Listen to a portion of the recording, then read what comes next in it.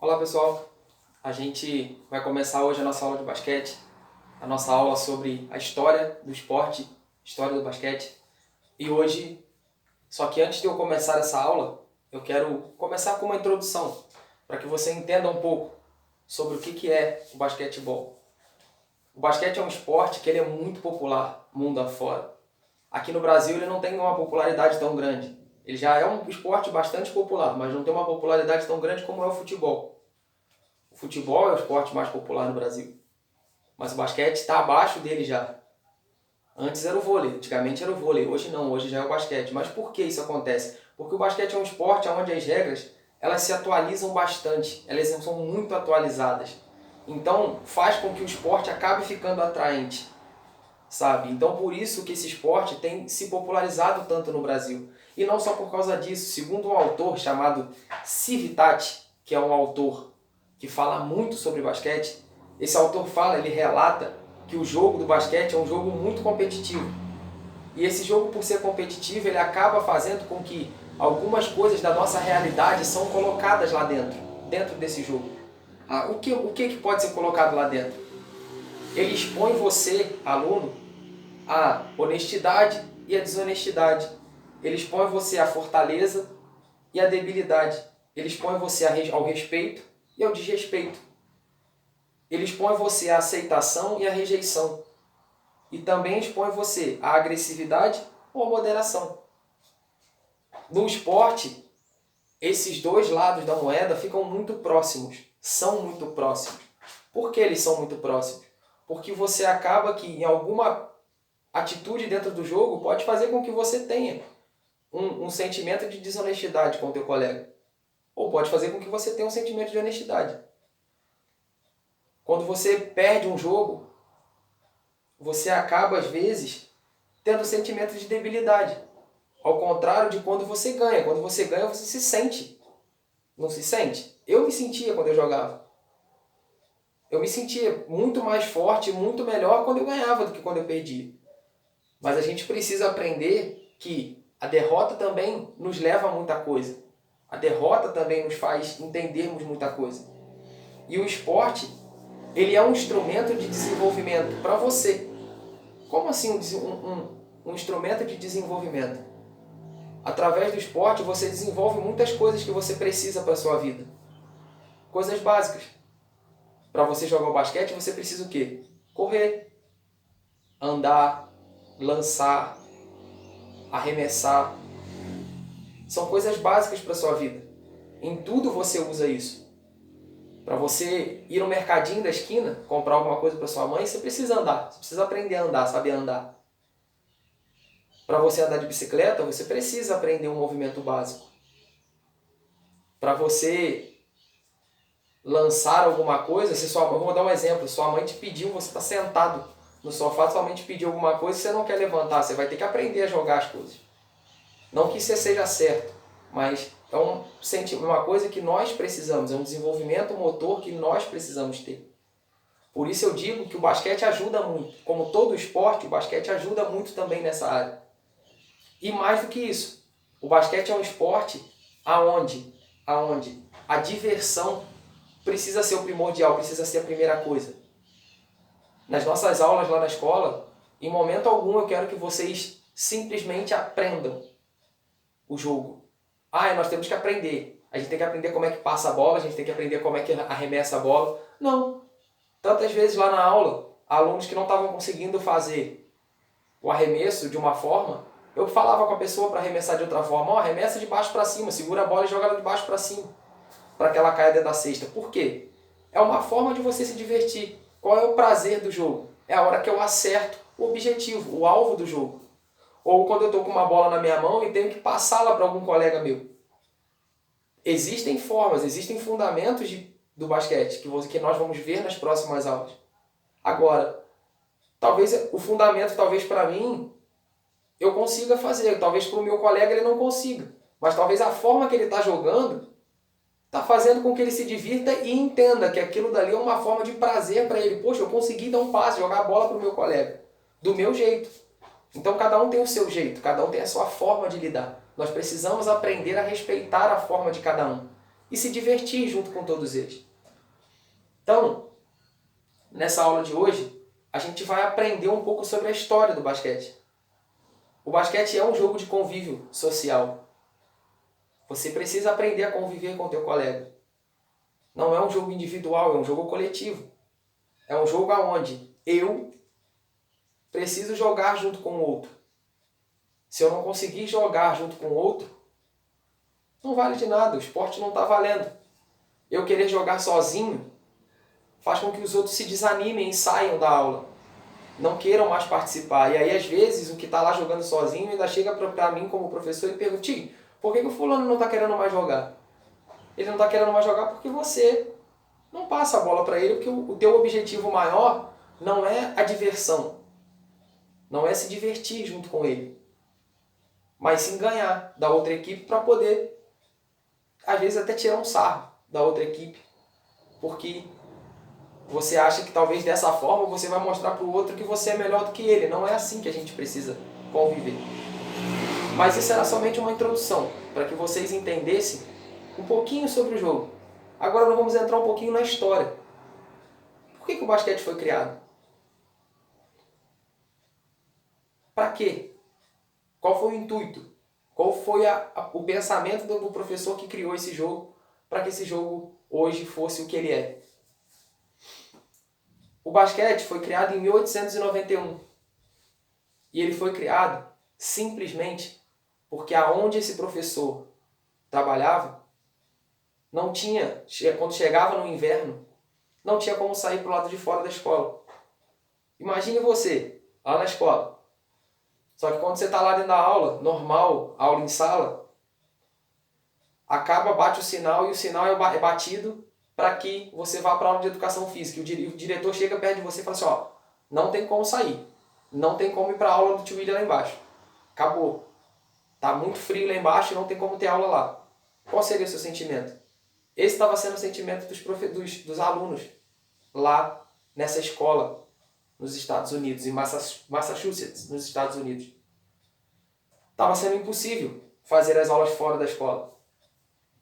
Foi então que o diretor dessa escola, o diretor da escola Springfield College, que é também a Escola Internacional Associação Cristã de Moços dos Estados Unidos, começou a fazer várias reuniões com os professores de educação física da região. Ele não pegou só os professores da escola dele, ele pegou os professores da região, porque a região inteira tinha esse mesmo problema. Então eles começaram a fazer essas reuniões. E um desses professores, chamado James Naismith, que foi o pai do basquete, foi ele quem criou esse jogo, que hoje nós achamos emocionante, empolgante, às vezes, de assistir até mesmo na televisão. No início ele nem ia participar dessa reunião, porque essas pessoas estavam querendo fazer com que ele fosse mandado embora da escola onde ele estava, porque ele já não estava mais sendo útil naquele momento. Porém, eles começaram a pensar que ele tinha duas qualidades muito grandes e que às vezes a gente não vê nos nossos colegas. Não essas qualidades, mas outras. A gente precisa ver qualidade nos nossos colegas. E essas pessoas acabaram vendo duas qualidades nesse cara. Ele era muito empreendedor e com isso, por ele ser empreendedor, ele impedia, muitas vezes, de que muita coisa que não fosse correta acontecesse. E ele era muito criativo. Então eles acabaram não concluindo a história de mandá-lo embora e acabaram dando voz para que ele continuasse naquela reunião. E depois dessa reunião, o que será que deve ter acontecido? Porque eles ficaram muito tempo nessa reunião.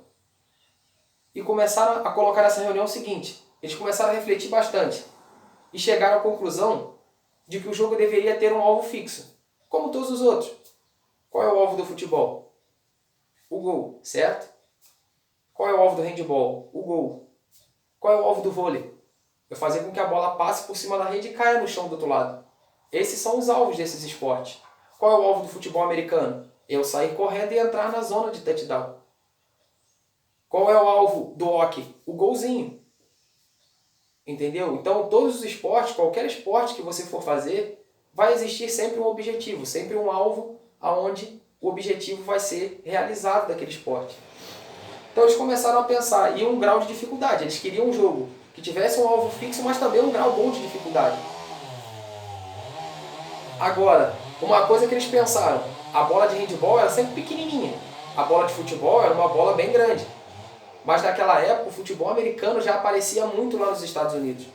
E a bola de futebol americano era oval. Então eles começaram a pensar o quê? Poxa, a gente precisa de uma bola redonda. Não pode ser uma bola oval como era de futebol americano, precisa ser redonda. E ela sendo redonda, ela precisa ser muito maior do que a bola de futebol. Para que o esporte possa ser bem feito.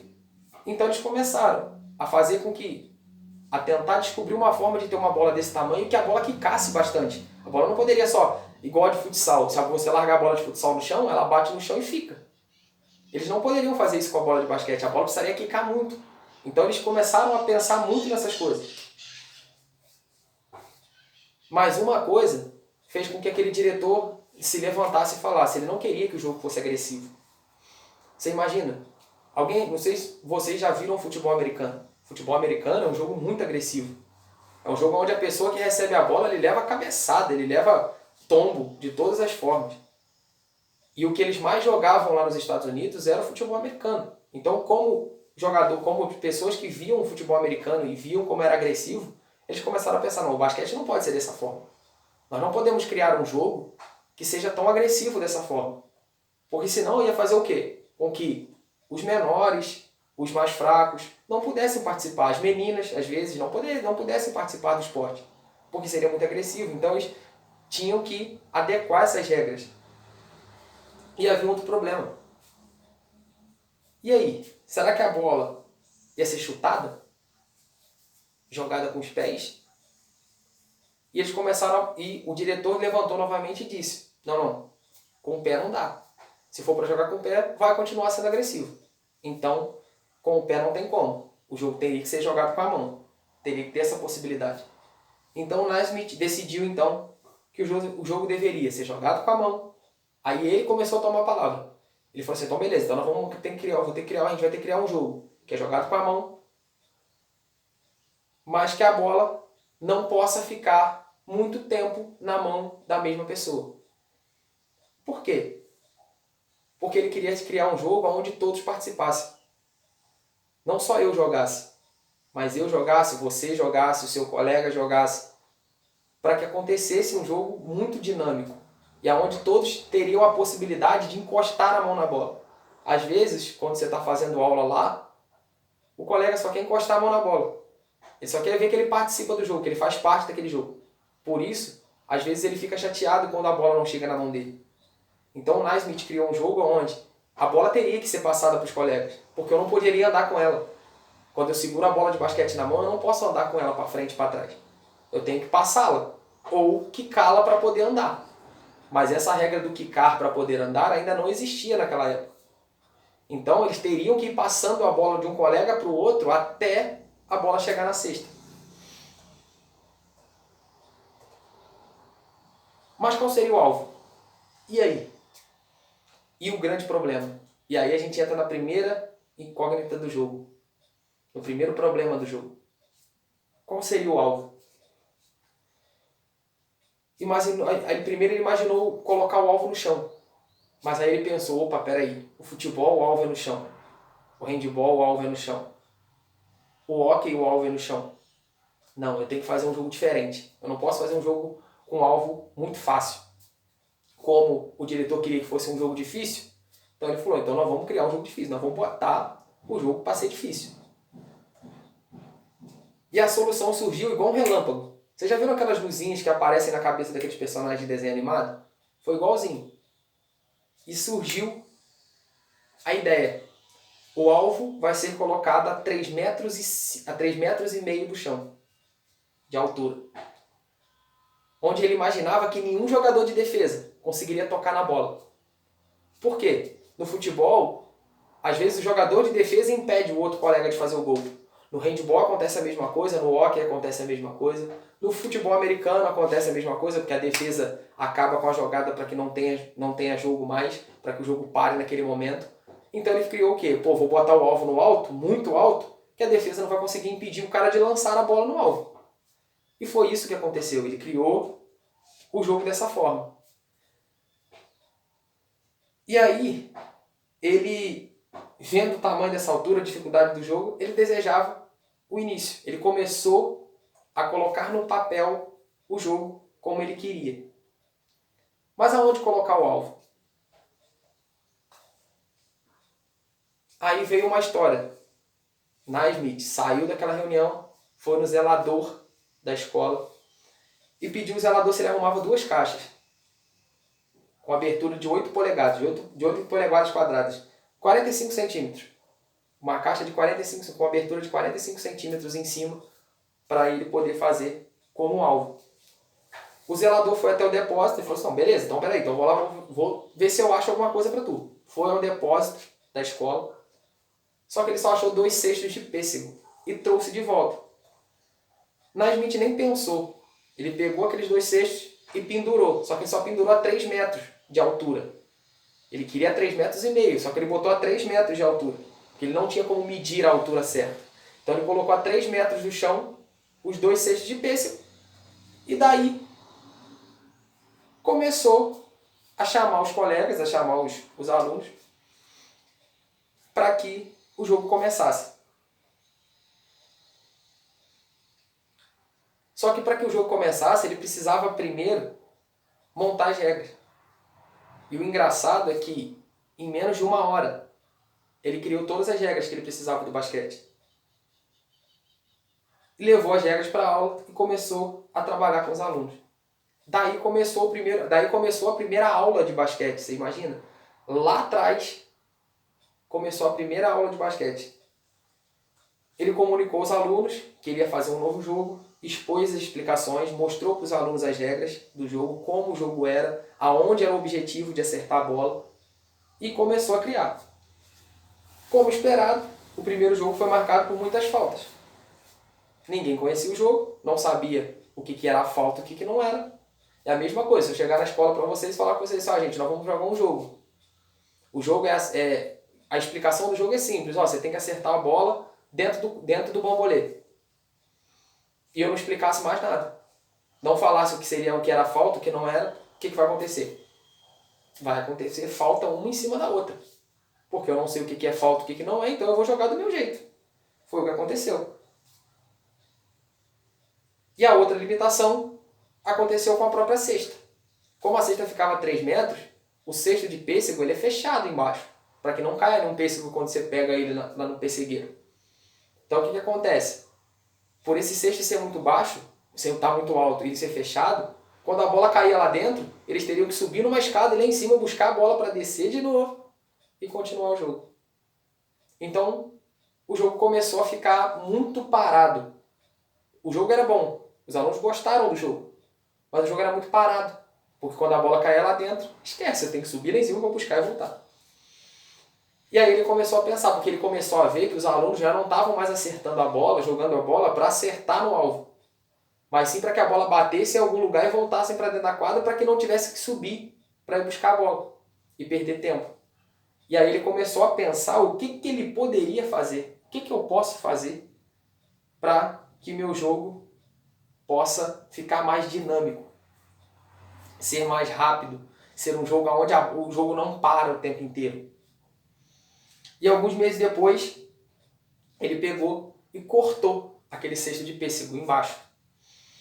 O que permitia que o jogo continuasse rápido, porque a bola caía, passava direto, caía no chão, o colega já pegava e recomeçava o jogo, como hoje acontece no basquete. Mas naquela época ainda não tinha a cesta como a gente vê lá na escola, que o aro, com aquela redinha, a bola cai, beleza, não. A bola caía dentro do cesto de pêssego, descia, e aí o colega pegava lá embaixo e recomeçava o jogo.